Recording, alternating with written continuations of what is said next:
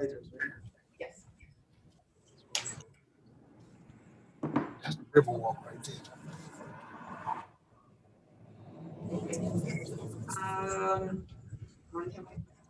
Yeah, Buckwild, yes. Good evening. Today is Monday, February 8th, 2021. This is a special session of the Board of Trustees of the School Committee of Chicago. The time is now 5:39 p.m. Can we start turning the Zoom, please? The place is the School City of East Chicago Administration Building. Today is Monday, February 8th, Indiana. The special session of the at 46312. This is a meeting of the school board in public for the purpose of conducting the school corporation's business and is not to be considered a public community meeting. I'm sorry, the place is also via live stream where we have some of our board members also, as well as our superintendent. Next, we'll have a roll call. Ms. Cass, please. Trustee Rodriguez. Trustee Gomez. Present. Trustee Williams. Present. Trustee Smith. Present. Chairman Hernandez Orange. Present. Can you please rise for the Pledge of Allegiance? I pledge allegiance to the flag of the United States of America and to the republic Which is there, under God, under God, indivisible, with liberty and justice for all.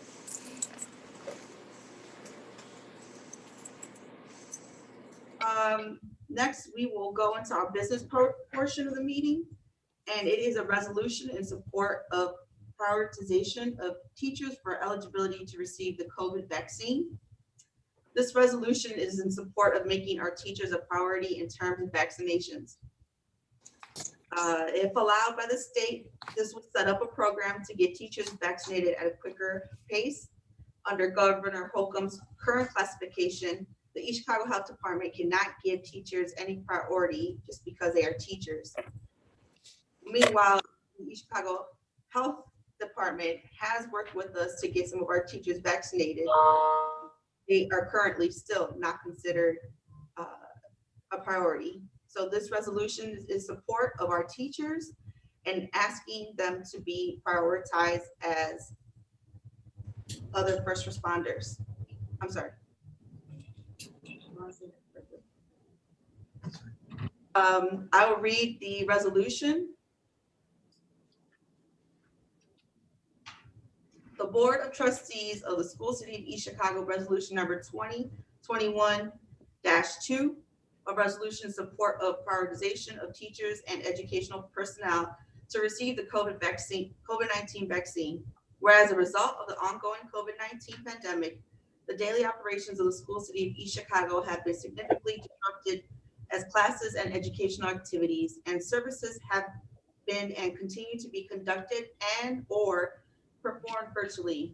And whereas numerous studies and publications, including guidance published by the Centers of Disease Control, strongly encourage a return to in-person education with proper protocols in place to ensure the safety of students and faculty.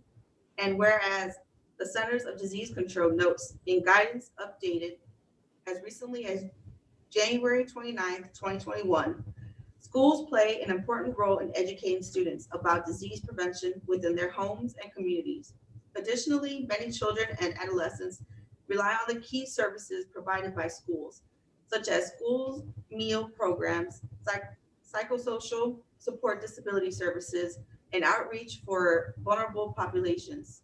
Schools are considered safe havens for children who might be experiencing various forms of abuse or violence. https://www.cdc.gov/coronavirus/2019-NCOV/global-covid-19/schools.html.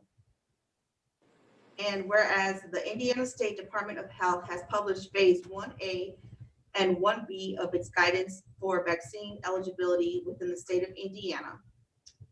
which prioritizes vaccine eligibility for, among others, employees of a congregate living facility for youth, group home, residential care facility, child caring institution, private secure facility, juvenile detention facility, etc., who have direct close contact with or provide in-person care to residents, but do not prioritize vaccine eligibility for teachers and educational staff, who also have close contact with a significant number of school-age children on a daily basis.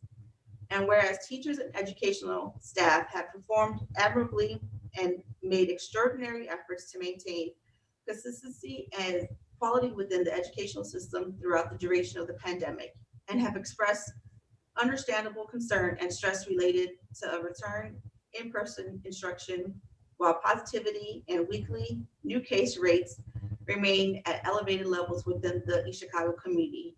And whereas the board is committed to making every effort possible to ensuring that a return to in-person instruction can be executed as safely and effectively as possible. It is therefore resolved by the Board of Trustees of the School City of East Chicago that by way of adoption of this resolution, the board formalizes and memorializes its support for School City of East Chicago educational staff and personnel, and strongly encourage the governor and the Indiana State Department of Health to include said educational staff and personnel within phase 1B, or the next immediately available tier of vaccine eligibility within the state of Indiana. And it is further resolved by the Board of Trustees of the School City of East Chicago. The board attorney is directed to transmit copies of this resolution to the offices of the governor and the Indiana Department of Health to see that the objects and purpose of this resolution are achieved. What is the pleasure of the board? Madam President, Trustee Gomez. I move for approval of the resolution 2021-02. Trustee Gomez makes a motion. Second. Trustee Smith seconds the motion. Are there any questions? Madam President, Trustee Gomez. I would just ask that we add the superintendent to it is further resolved, either as in place of the board attorney to direct to transmit copies to the offices of the governor and Department of Health, or just to add her as further resolved by the Board of Trustees and the school superintendent. So if I could jump in, I have a suggestion with that. And I did get that comment and recommendation from Trustee Gomez.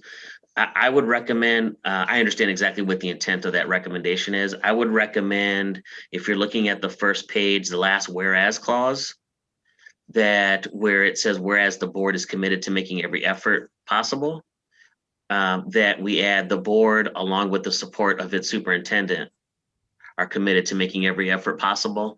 And I say that only because, and this is kind of a technicality, that any information regarding the resolution itself or it being resolved, only the trustees can do that, not the actual superintendent.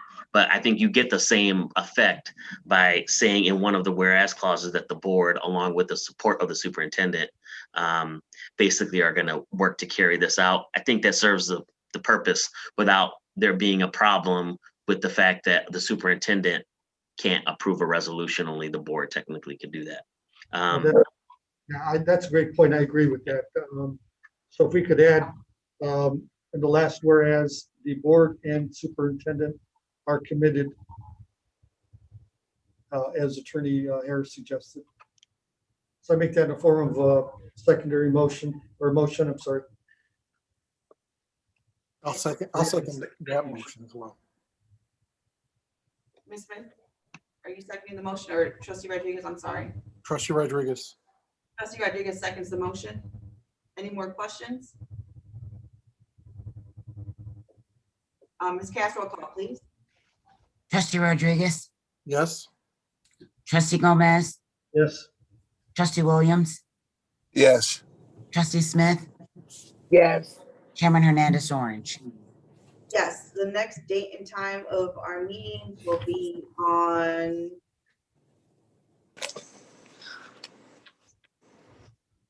February 17th, and that'll be at 6 p.m. And I have a motion for adjournment, please. Madam President, I move for adjournment. Trustee Gomez makes motion for adjournment. Second that motion. Trustee Williams seconds the motion.